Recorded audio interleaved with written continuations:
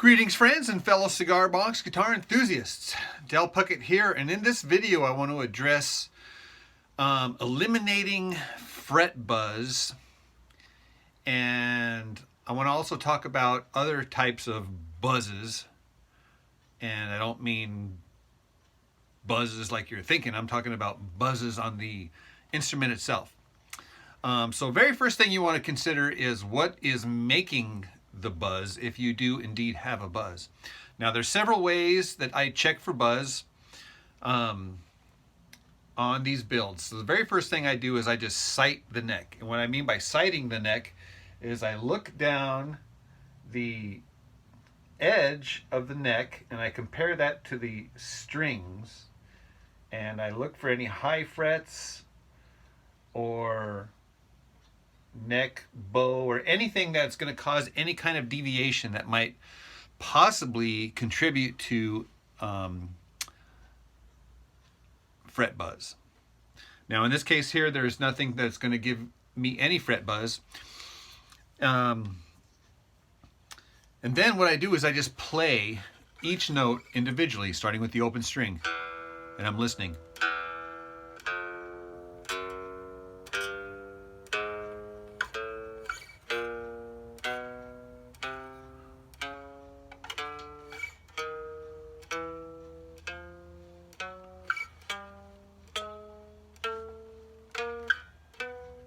So far, so good.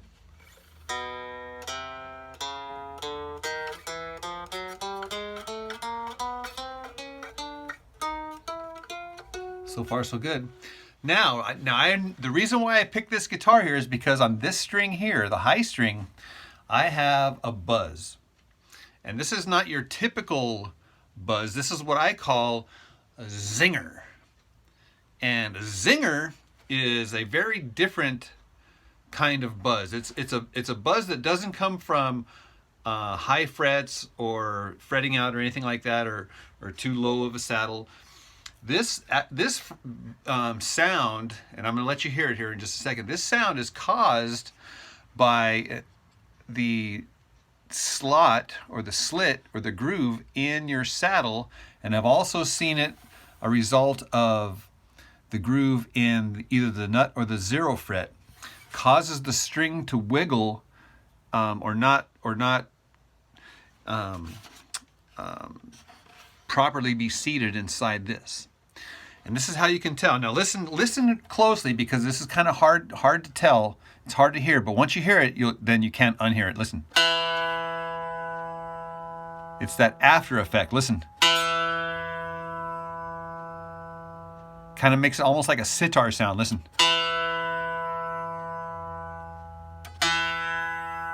You can hear it real good there.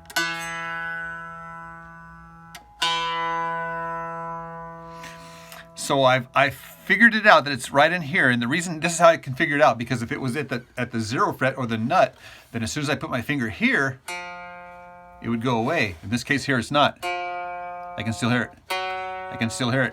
I can still hear it. I can still hear it on every fret. Listen to it. Listen. You can hear it really good there. Now that sound here, that's the string back here making a sound.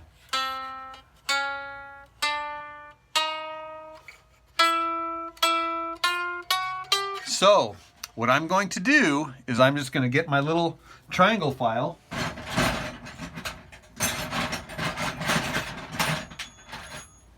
This little guy here. And I'm going to take this string off of it, and expose that little groove right there. See it? See that little groove? And I'm just going to give it another little cut. Very subtle.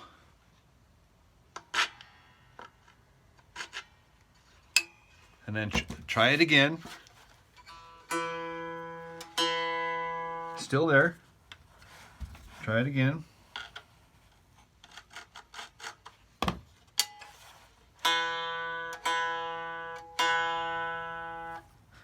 Still there just a little bit.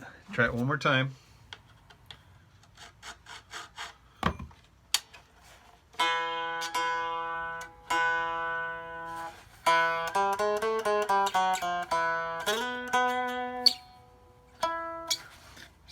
You know, it's not perfect yet.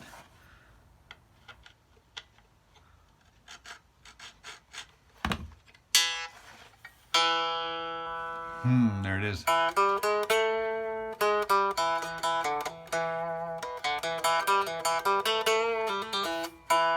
Oh, it's gone. Yay!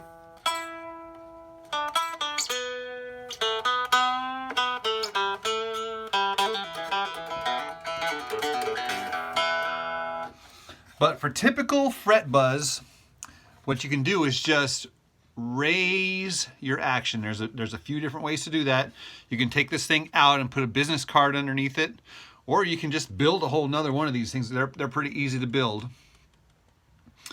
What I typically do is I build these things with just a slightly higher action, and the action is that gap in between the strings and the frets, the top of the frets, this gap right in here. We call that the action. If the action is super low, like that, you'll have a tendency to get fret buzz, and you'll be banging the frets with your slide and stuff like that. So a little bit higher action.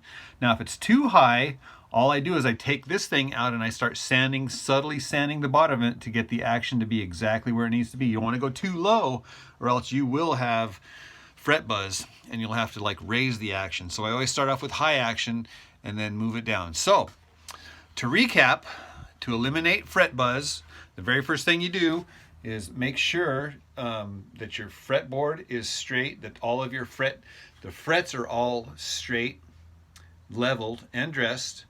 And there's several ways to check that, but it helps if you start off with a very straight neck and fretboard to begin with. If you have any high frets, you've either pound them in where they're level, or you level them off with a stone or a file or whatever.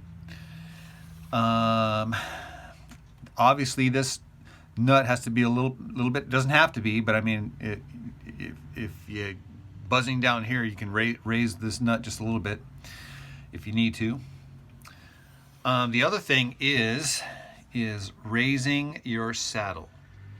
That's pretty much it. I mean, there's no other real adjustments on here, unfortunately, but that's kind of the beauty of the instrument, is that it's very simple. So what we just did is we eliminated a zinger, which is a very like, for me, it doesn't really bother me, those sounds. I mean, it's like, you know, just part of the nuance of the voice of the instrument. But for the purists, if you want those notes to be pure,